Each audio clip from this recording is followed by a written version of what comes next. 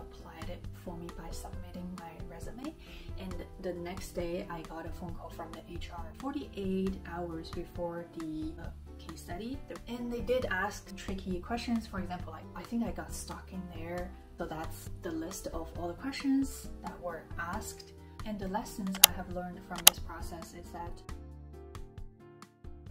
good morning everyone. It's been a long time since I uploaded the last video on my channel because I had been traveling for 2 weeks in Europe, and I thought to take a break after the trip because I walked so much during my trip. But today I thought to restart creating videos for this channel, and the topic for this video is about how I applied for my associate product owner role and how did I prepare for that. What did the APO role requirements look like? I would like to share all of these in this video with you, and I hope you like the content, and if you like it, please give me a thumbs up, and let's get started. Firstly, I want to talk about the requirements, the mandates of this role. Basically, it required this candidate to be able to create product strategy or supporting the senior managers to create product strategy and assisting the product manager in creating the roadmap. The second one is product execution, and the roadmap management, backlog management would fall under product execution and delivery. The next one is maintenance. I was asked to be able to maintain and monitor the performance of the product and optimize the current product. The last one is data analysis. As an APO, we are often required to be able to pull data or collaborating with the data team in order to extract insights and provide these insights to the senior members of the team so that they can use that, use your recommendations to create future plans for the product, such as creating new features or optimization plans. In the next section, I want to talk about the process. And actually, I did not find this role. My partner was browsing the jobs for me on LinkedIn, and he discovered this role and he applied it for me by submitting my resume. And the next day I got a phone call from the HR. We talked on the phone, and he asked me some basic questions such as my background. We went through my resume quickly and to make sure that my skills and experience would fulfill the requirements of the role. And then we talked about what's coming up, the next step, and HR person was very clear on that, and he said that he would send me the case study that I was required to do before meeting the hiring managers, and that was about it. I was able to know the process, the details, the requirements about this role. I think the conversation went very well. The HR actually mentioned that I will send you the case study by which date, at what time. 48 hours before the interview with the hiring manager, I received the case study, the requirements for the case study, and I started to prepare that before the interview. Obviously, since I knew that I would receive a case study, I started to prepare the interview. So it was more than 48 hours ago. I started to prepare like what would be the skills would be required in a case study. For example, data analysis, heuristic evaluation of a product, pricing, business strategy. So I started to get myself familiarized with those content first before I received the case study. The next section is about what were required in a case study. After I received the requirements, I reviewed other questions that would be asked to complete the case, right? The first one is to discover problem of a web page, and the web page was sent in that whole package. That was the first one, and the second one is based on the problem you observe. What would be your optimization strategy or recommendations? And third one is how do you create a roadmap based on the recommendations you provide, and how do you prioritize those roadmap, those features, and what are the metrics you would choose to measure the recommendations that will likely be executed. And last question, what is a digital product you really like? What do you like about it, and what do you not like about it? So that's the list of all the questions that were asked when I was preparing for the case study. I remember it was a very torturing process. In the beginning, everything went very well. I definitely used every second I could to prepare for this case because I've never taken any product role. I did not have any experience. All I could do was to leverage all the time I had to do the research and make sure that the final results are the most relevant and most insightful. Just try my best, right? So I did do the evaluation of the web page and started to put everything on a slide deck to summarize it and to make sure that the slide deck was concise and precise as well, to make sure it was easy to read and insightful. However, near the end of that 48 hours window, I had a breakdown because not only I needed to do the research and to make sure that I put everything on the slides, only put the relevant content on the slides and make sure the slides looked very good, easy to understand. And I also had to prepare for the presentation. I want to make sure that I can communicate the strategies and the slides well. So I think I got stuck in there because I sounded very robotic. It was not very natural. I just broke down because I didn't have too much time to prepare for that. It was so stressful after 48 hours. So in the end, I just gave up. I did not want to prepare anymore. I thought I was over preparing, and that was everything I could do and present whatever I could on the slides in the way I can. And next section is how I presented the slide deck. So on the day of the interview, I definitely entered the interview earlier to make sure everything was good, but I still ran into an issue, which is a technical issue for my laptop. I said hi to the hiring managers and they were very nice, but I was not able to share my slide deck when I needed to present it because it was a new laptop and I did not set it up. So then I had to exit the interview while the hiring managers were waiting in the meeting room, and I reset the laptop, entered again, and they were very patient and very nice to me, and they thought it was very understandable. So we started the interview. And according to the plan, I start to present the overview, the problem of the page and my recommendations, and more.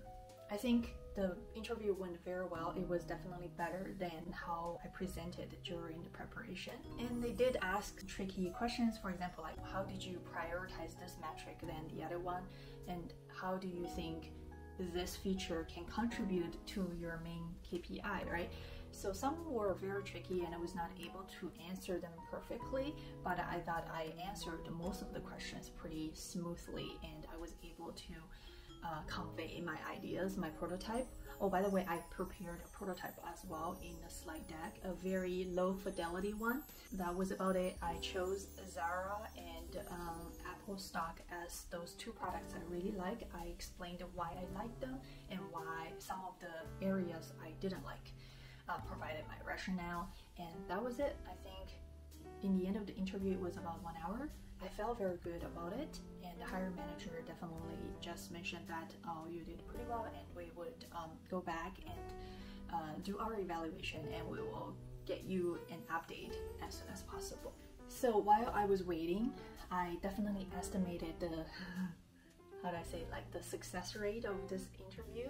I thought it was pretty high, but also I had doubt in my mind, what if the other competitors or candidates are better than me, right? What if they presented better ideas? What if their communication was better? So those were the factors that I thought I might fail the interview and not getting an offer.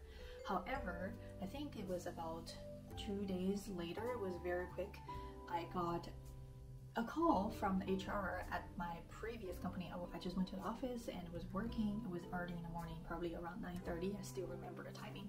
I got a phone call from the HR and definitely he reviewed the good news for me. He said, like, we would like to provide you with the offer.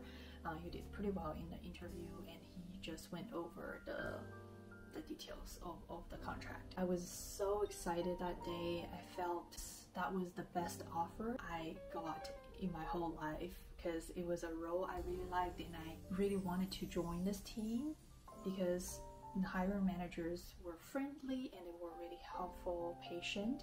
So I thought joining this team would be amazing and working with them to learn from them. That's the story of me getting the associate product owner role. To wrap up, I definitely want to mention the factors that could contribute to landing this offer. First of all, the market condition back then, the job market was not as bad as it is today, at least in Canada. It was not so competitive, everything was pretty normal. And second of all, the company back then, like around 2 years ago, was not as well known as it is today, because it is a developing company. It's a fast growing company. So I think currently it's more popular and the brand name is more well known than it was 2 years ago.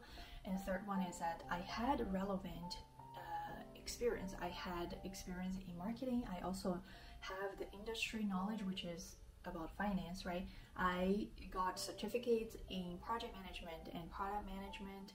So all of that, I think, really helped me to fulfill the mandates of this role. I performed very well in the interview as well. Lastly, it was also an entry-level role, so I think that's why the interview was not that harsh, even though I thought it was probably one of the most difficult interviews I had in my whole career. But still, I believe if it was an interview for the senior product manager or like product manager roles, it could be more challenging. And the lessons I have learned from this process is that, and this was also mentioned by the hiring manager who was my direct manager after I joined the company. She mentioned that I prepared actually a deck to present in the interview, and other candidates, they did not prepare a deck. They basically just walked through their thoughts without showing anything physical in the interview, and I was the only one prepared around like 10 pages slide deck and presented that one by one within the time limit. I did not go over time. I was definitely timing my presentation when I was preparing or practicing.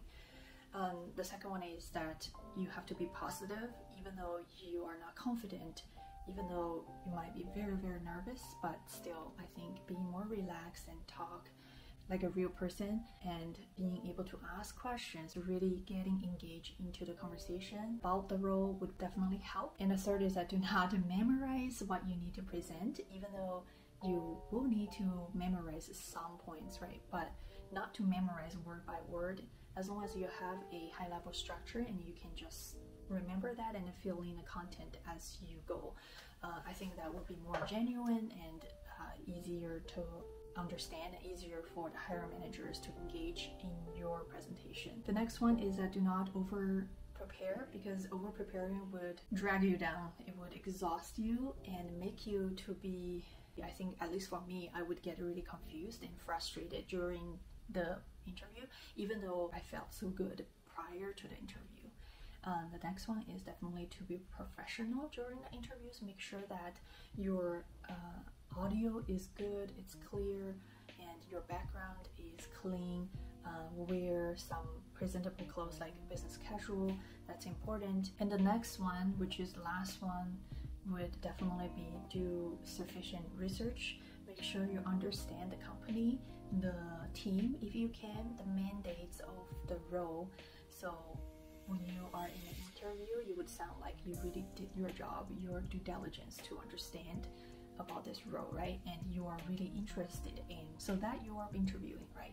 You're not just like casting all the jobs and going into all interviews and to get all the offers. I think that's critical for hiring managers to, they can sense whether you care about this job or not. Because I also interviewed people in my current role, and I do like people who are more genuine and who are more interactive. They can answer the questions quickly. Yeah, that's all my recommendations for interviews. Not just for product owner or product manager roles, right? For all of them, I think my recommendations would apply. And that's all I want to share for today's video. I hope you liked the content, and if you have any further questions, please leave a comment below. I know that when I create videos, I cannot go into too much details because the video would end up like 20 or 30 minutes. So if you have further questions, leave them down there and I will make sure to answer all of them. If you can, please give me a thumbs up. If not, it's okay. Just stay tuned for the future videos. And again, I would want to remind you that you might see my travel videos on this channel as well. And so please do not get overwhelmed. All right, that's all for today, and I'll see you in the next video. Thank you. Bye.